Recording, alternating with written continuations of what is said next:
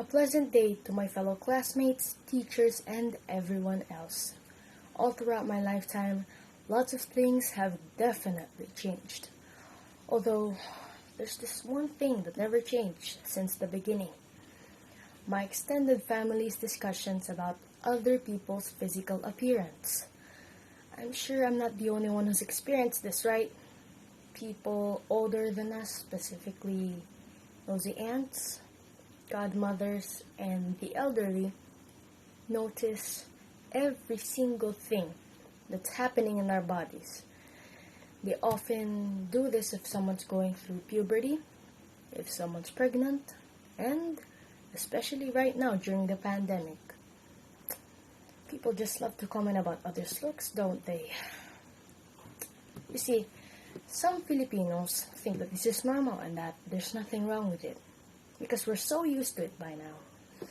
They mention these during the start of conversations, midway through the conversation, and at the very end too.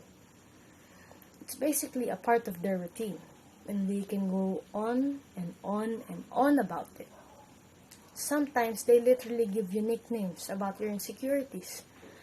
For instance, they might refer to someone as fat, tabachiching, or pig as a quote-unquote joke. They also might refer to someone as payatot or stick just for fun. Now let's say you haven't met them in a while and it's been a long time. I bet you the first words they'll probably say to you are somewhere along the lines of, "Oh, you've gained or lost so much weight, my child." Do you guys see how wrong this is? How this behavior can greatly affect the confidence and self-esteem of the youth, and we may not even realize it ourselves. One day, you'll just suddenly hear your friend say, "Oh, I don't eat that anymore. I'm on a diet," when they're presented and offered with their favorite food. One day, that friend who often calls the attention of people working at restaurants for extra rice stops asking for extras. This is where it starts going south. Teenagers like myself might unconsciously do these unsustainable practices because of the things older people have said to us in the past. Although losing weight isn't as easy as one may think.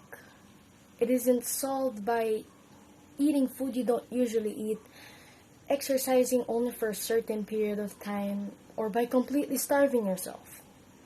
I'm all about watching what we eat, but that doesn't necessarily mean we just stop eating food we love.